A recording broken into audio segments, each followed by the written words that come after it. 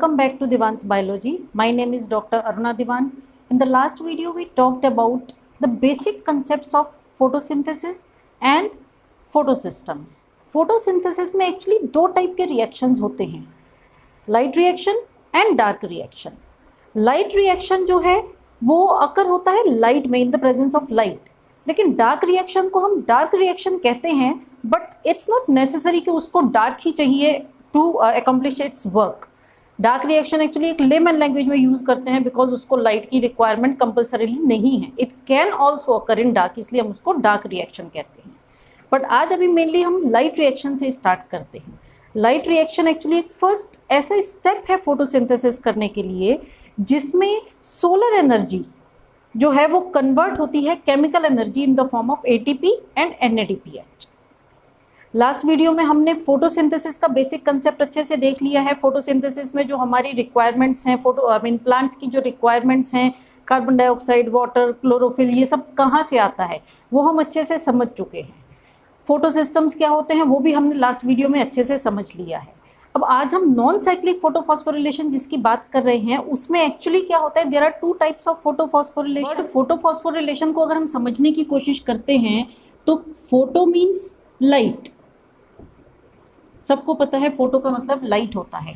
और आगे फॉस्फोरिलेशन जो है, फॉस्फोरिलेशन का मतलब होता है conversion of ADP into ATP, या फिर हम कह सकते हैं formation of ATP is phosphorylation in presence of light. So this is photophosphorylation, right. दूसरा हमारा एनर्जी करेंसी, हमारे यहाँ पे इसमें लाइट रिएक्शन में बेसिकली दो टाइप की एनर्जी करेंसीज प्रोड्यूस होती हैं, एटीपी एंड एनएडीपीएच. एटीपी जो है उसका जो बनने का प्रोसेस है उसको हम फोटोफॉस्फोरिलेशन कहते हैं. एनएडीपीएच जो बनने का प्रोसेस है, एनएडीपीएच और H+ बनता है, इसका जो प्रोसेस है उसको हम कहते हैं ETS, that is electron transport system. Electron transport system के थ्रू NADPH बनता है और फोटोफॉस्फोरिलेशन से ATP बनता है. तो हमें बेसिकली जो लाइट रिएक्शन की मैंने बात की, लाइट रिएक्शन में क्या होता है कि ATP और NADPH बनते हैं.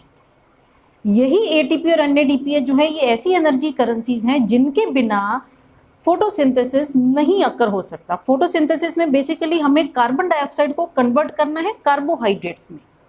अब अगर कार्बन डाइऑक्साइड को कार्बोहाइड्रेट्स में कन्वर्ट करना है तो उसके लिए हमें जो एनर्जी रिक्वायरमेंट्स हैं, प्लांट्स की जो एनर्जी रिक्वायरमेंट्स हैं वो है ATP and NADPH.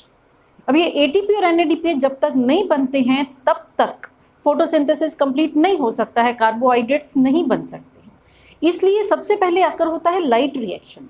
Light reaction occur होता है तो ATP और NADPH बनते हैं और उसके बाद यही ATP और NADPH जो हैं वो यूज़ होते हैं इन डार्क रिएक्शन, और उस डार्क रिएक्शन में कार्बन डाइऑक्साइड जो है वो कन्वर्ट हो जाता है कार्बोहाइड्रेट्स में. तो आज हम डिस्कस करेंगे नॉन साइक्लिक फोटोफॉस्फोरिलेशन की. फोटोफॉस्फोरिलेशन दो टाइप के होते हैं. उन दो टाइप के फोटोफॉस्फोरिलेशन में एक है नॉन साइक्लिक फोटोफॉस्फोरिलेशन, एक है साइक्लिक फोटोफॉस्फोरिलेशन, राइट. मैं यहाँ पे लिखती हूँ, first one is non cyclic photophosphorylation and second is cyclic photophosphorylation. Non cyclic photophosphorylation हम आज समझेंगे, साइक्लिक फोटोफॉस्फोरिलेशन हमारी नेक्स्ट वीडियो में आएगा.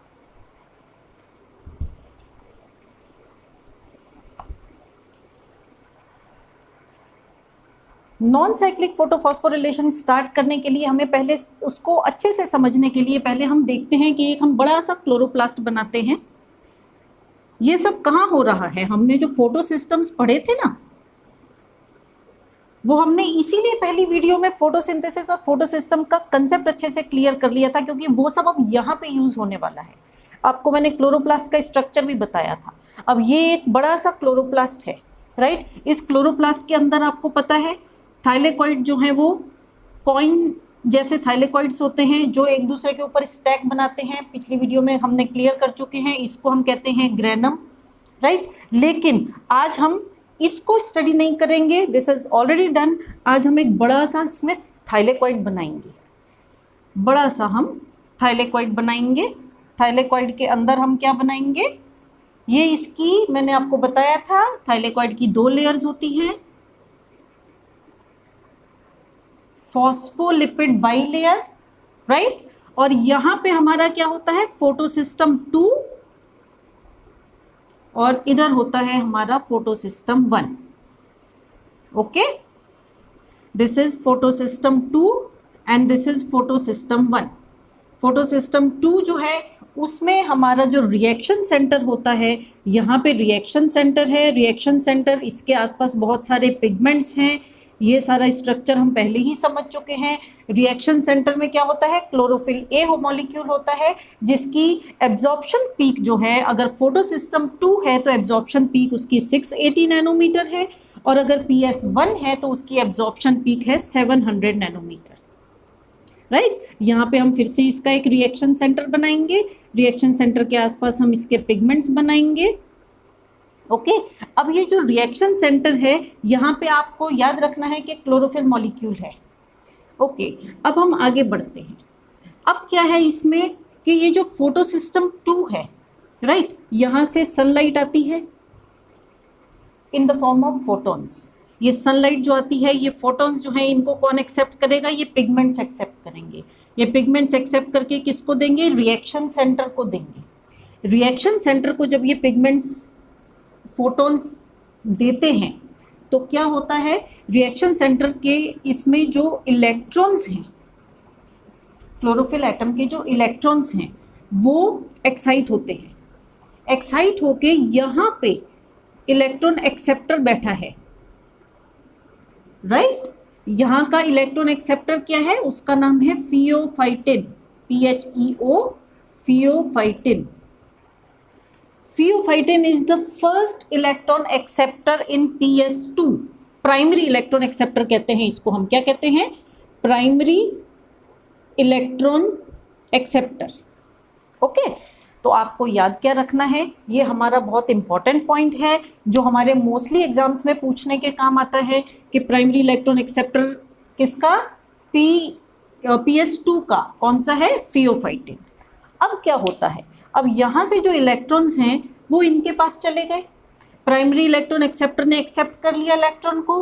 अब इसने क्या किया, अब इसने एक्सेप्ट, ये जो इलेक्ट्रॉन था वो दिया प्लास्टोक्विनोन को। ओके, प्लास्टोक्विनोन ने जो इलेक्ट्रॉन एक्सेप्टर था वो दिया साइटोक्रोम B6F कॉम्प्लेक्स को। अब आप सोचोगे ये सब क्या है, this is electron transport chain, right. आगे पहले समझ लेते हैं। फिर इसने दिया प्लास्टोसायनिन को। ओके, मैं यहाँ पे लिख देती हूँ प्लास्टोक्विनोन। अब PQ means plastoquinone, plastoquinone is PQ. Okay, PC is plastocyanin, plastocyanin. Okay, अब ये जो है ये इलेक्ट्रॉन ट्रांसपोर्ट चेन है। इलेक्ट्रॉन ट्रांसपोर्ट चेन है, इसकी भी बहुत ज़्यादा डिटेल होती है जो हमारी नेक्स्ट वीडियो में होगी। यहाँ पे अभी हम देख रहे हैं नॉन साइक्लिक फोटोफॉस्फोरिलेशन का पूरा प्रोसेस, तो वो आज हम इसमें इतने में ही इसको कंप्लीट करते हैं। अब एक क्वेश्चन और आएगा आपके माइंड में कि ये यहाँ से नीचे नीचे क्यों बना रहे हैं, हम सीधा सीधा भी तो बना सकते थे, लेकिन इसके पीछे भी एक रीज़न है। इसके पीछे रीज़न क्या है कि जब यहाँ से इलेक्ट्रॉन्स, फियोफाइटिन से जब प्लास्टोक्विनोन की तरफ इलेक्ट्रॉन्स जाते हैं तो थोड़ी एनर्जी लूज करते हैं, राइट। फिर प्लास्टोक्विनोन से जब नेक्स्ट इलेक्ट्रॉन एक्सेप्टर के पास जाते हैं, ये भी सारे इलेक्ट्रॉन एक्सेप्टर्स हैं, जब नेक्स्ट इलेक्ट्रॉन एक्सेप्टर जिसको हम साइटोक्रोम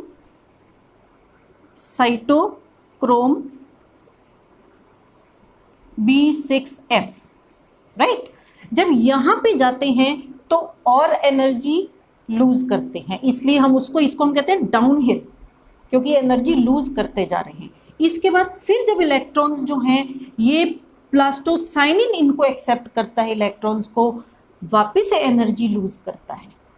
अब ये जो साइटोक्रोम B6F कॉम्प्लेक्स है ना, इसकी भी अपनी एक अलग स्टोरी है। ये जो है ये प्रोटॉन एक्सेप्टर है। ये क्या करता है, ये प्रोटॉन को यहाँ से, अब ये देखो ये क्या है, अब मैं आपको पहले ये थोड़ा सा इरेज करती हूँ, इतना आपको समझ आ चुका है। ये एक्चुअली हमारा क्या था, ये हमारा था क्लोरोप्लास्ट, राइट। ये क्या है, बड़ा वाला क्लोरोप्लास्ट, इसके अंदर ये जो इतना है ये है हमारा थाइलेकोइड। अब क्लोरोप्लास्ट है तो क्लोरोप्लास्ट के अंदर जो लिक्विड होता है, कौन सा, कलरलेस फ्लूइड जो उसके अंदर होता है उसको हम स्ट्रोमा कहते हैं। इसके अंदर जो स्पेस होती है थाइलेकॉइड के अंदर उसको हम ल्यूमेन कहते हैं। अब हमारे ये वर्ड्स भी इंपॉर्टेंट हैं। ओके, अब क्या होगा कि अब जो स्ट्रोमा है, यहां से स्ट्रोमा में कुछ ना H+ होते हैं, राइट, प्रोटॉन्स। ये जब एनर्जी डाउनहिल जा रही है, जब एनर्जी लूज कर रहा है, तो ये क्या करता है, ये प्रोटॉन को यहां से लेके यहां पे ट्रांसफर कर देता है ल्यूमेन में। अब इनका क्या काम है वो भी हम थोड़ी देर में डिस्कस करेंगे, पहले हम इतना समझ लेते हैं जो प्रोसेस यहाँ पे एक्चुअली चल रहा है। अब क्या हुआ, इसने अपने इलेक्ट्रॉन्स दे दिए प्लास्टोसाइनिन को। अब प्लास्टोसाइनिन ने इलेक्ट्रॉन दे दिया यहाँ पे, कहाँ पे, ये हमारा PS1 है 700 नैनोमीटर वाला। 700 नैनोमीटर है, इसका मतलब ये भी जो है सनलाइट से फोटॉन्स ले रहा है, क्योंकि ऑलरेडी इलेक्ट्रॉन्स के पास एनर्जी कम हो चुकी है। अब एनर्जी इसकी कम हो चुकी है तो इनके इलेक्ट्रॉन्स को एक्साइट करने के लिए एनर्जी की और रिक्वायरमेंट है। तो ये एनर्जी की रिक्वायरमेंट कहाँ से आती है, सनलाइट से वापस फोटॉन्स आते हैं, ये फोटॉन्स एक्सेप्ट करते हैं ये वाले पिगमेंट्स, ये पिगमेंट्स जो है ये एनर्जी देते हैं इसके रिएक्शन सेंटर को। जब यहाँ पे एनर्जी आई तो यहाँ के जो यहाँ से इलेक्ट्रॉन्स आए थे वो इलेक्ट्रॉन एक्साइट होते हैं। अब एक्साइट होंगे तो कहाँ जाएंगे, एक्साइट होंगे तो ये इलेक्ट्रॉन्स जाते हैं यहाँ के प्राइमरी एक्सेप्टर के पास। यहाँ के प्राइमरी एक्सेप्टर का नाम है A0, A0, A0, वॉट जो भी बोलो, right. Now this is primary acceptor, primary electron acceptor किसका, PS1 का। यहाँ पे किसका था, PS2 का। ओके, अब क्या होगा, अब इलेक्ट्रॉन यहाँ पे एक्साइट हुए, राइट। ये प्राइमरी इलेक्ट्रॉन एक्सेप्टर था PS1 का। अब इसने क्या किया, ये जो इसकी बाहर की मेम्ब्रेन है यहाँ पे फेरिडॉक्सिन है, ये इलेक्ट्रॉन एक्सेप्ट कर रहा है, यहाँ से इलेक्ट्रॉन फेरिडॉक्सिन के पास जा रहा है। अब ये जो स्ट्रोमा साइड है ना, इस स्ट्रोमा में, स्ट्रोमा समझ में आया ना, ये जो था पूरा क्लोरोप्लास्ट है उसका स्ट्रोमा है, उसके अंदर हमने एक थाइलेकॉइड बनाया है, राइट। अब ये जो स्ट्रोमा साइड है यहाँ पे NADP रिडक्टेज एंजाइम होता है। कौन सा होता है, NADP रिडक्टेज एंजाइम। ये NADP रिडक्टेज एंजाइम क्या करता है कि यहाँ पे NADP को रिड्यूस करता है टू NADPH। किस में रिड्यूस करता है, NADPH प्लस H+ में, राइट।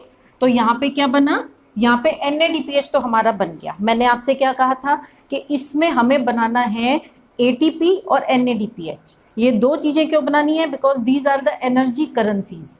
ये किसकी एनर्जी करेंसीज हैं, ये ऐसी एनर्जी करेंसीज हैं जो फोटोसिंथेसिस को आगे बढ़ने में हेल्प करेंगी। जब फोटोसिंथेसिस एक्चुअली, जब कार्बन डाइऑक्साइड कन्वर्ट होगा कार्बोहाइड्रेट में, तो उस टाइम पे उनको जो एनर्जी चाहिए, बहुत ज़्यादा, फोटोसिंथेसिस ना बहुत ज़्यादा एनर्जी वाला एक रिएक्शन है।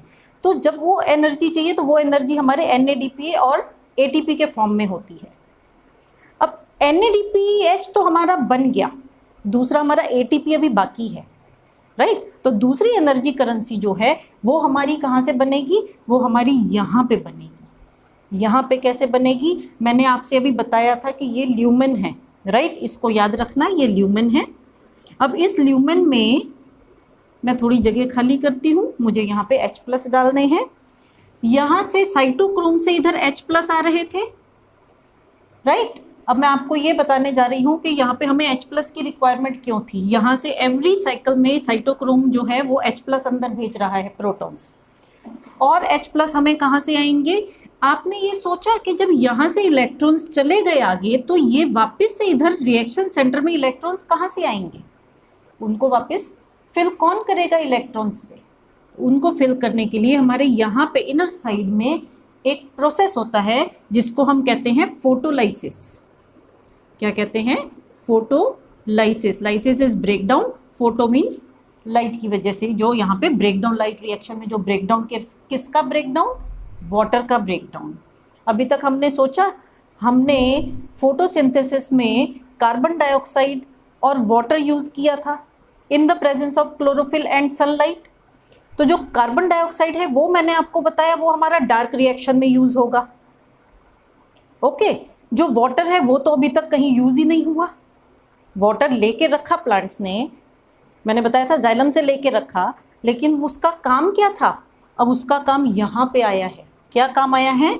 जो वाटर है उसका ब्रेकडाउन होगा H2O, इसका ब्रेकडाउन होके क्या बनेगा? H प्लस प्लस इलेक्ट्रॉन्स और प्लस हाफ O2, राइट। ये जो ऑक्सीजन है ये आपको पता है फोटोसिंथेसिस कार्बन डाइऑक्साइड लेता है, फोटोसिंथेसिस के प्रोसेस में प्लांट्स कार्बन डाइऑक्साइड लेते हैं और ऑक्सीजन रिलीज करते हैं, तो ये वो ऑक्सीजन है जो वो रिलीज करते हैं, राइट। दूसरी बात, यहाँ पे जो 2 इलेक्ट्रॉन्स हैं, ये 2 इलेक्ट्रॉन्स कहाँ गए? ये इनके पास गए वापस, तभी तो साइकिल चलेगी। अगर इलेक्ट्रॉन्स वापस से इधर रिफिल ही नहीं होंगे तो फिर तो एक बार में खत्म, तो प्रोसेस कैसे चलेगा आगे? प्लांट्स तो जिंदगी भर खाना बनाते रहते हैं, राइट। अब बाकी बचे 2 प्रोटॉन्स, वो प्रोटॉन्स जो हैं वो यहाँ पे रिलीज हो जाते हैं ल्यूमेन में।